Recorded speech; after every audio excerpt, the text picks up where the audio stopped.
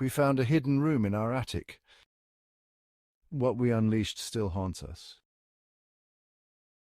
My wife and I had been dreaming of a quaint, secluded home for years. When we found the old Victorian house on the outskirts of town, it felt like fate. The price was unbelievably low, and the house, despite its age, was in good condition. We moved in during the late autumn, the trees bare and the sky a perpetual grey. From the very first night, the house felt off. There was an unsettling stillness, as if the very air held its breath. We chalked it up to nerves and exhaustion from the move.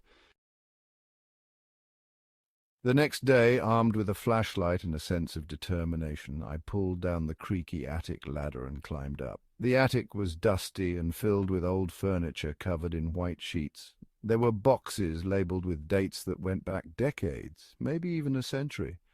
I walked carefully, the floorboards groaning under my weight. I saw nothing unusual, no sign of any animals, but as I turned to leave, the flashlight beam caught something odd. In the far corner of the attic there was a small door, almost like a hatch. It was so low that you'd have to crawl to get through it. Curious, I approached it. I brought the box downstairs, and Sarah and I examined it together. Inside we found a collection of old photographs, a child's diary, and a tarnished locket.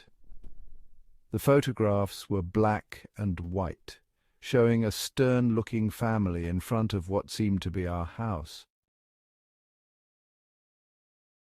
The diary belonged to a girl named Eliza, and as we read through it, a chilling story began to unfold. Eliza wrote about her family, but most notably, she wrote about her brother Thomas. Thomas, according to the diary, had always been a peculiar child. As he grew older, his behavior became more erratic and disturbing. He claimed to hear voices and see things that no one else could. The family tried to keep it a secret, fearing the stigma of mental illness, especially in those times. The entries grew darker and more frantic.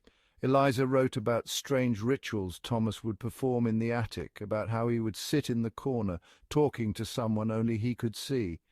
She mentioned the small door and the crawl space, and how Thomas would disappear there for hours. The final entry was the most unsettling. Eliza wrote about a night when the voices told Thomas to free them.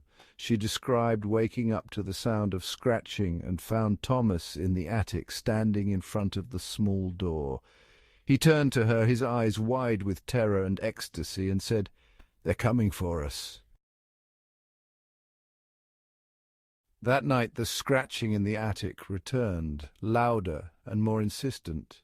It was as if something was trying to break free. Sarah and I couldn't sleep. Every creak of the house, every gust of wind, set our nerves on edge. Around midnight we heard it again, the unmistakable sound of footsteps in the attic. We grabbed flashlights and cautiously made our way to the attic. The air was freezing, and our breath formed visible clouds. As we climbed the ladder, the footsteps stopped.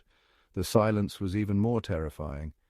We reached the attic and shone our flashlights around, the beams cutting through the darkness. Everything was as I had left it, except for the small door. It was open. I approached it, my heart pounding. Inside, the crawl space was empty. The bundle of clothes and the box were gone. But there was something else, a faint, almost imperceptible whispering, like a distant conversation just beyond the range of hearing.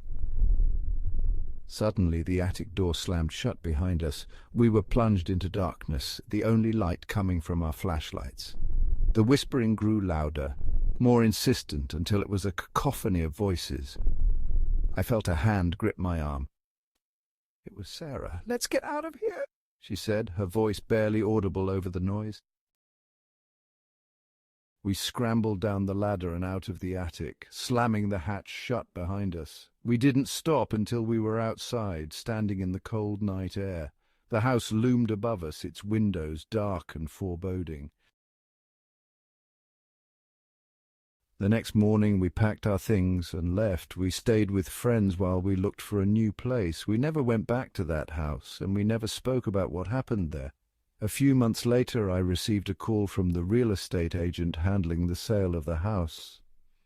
He told me that the new owners had found something in the attic, a small, intricately carved box. It was empty. That night, as I tried to sleep, I heard it again, the faint sound of scratching coming from the walls.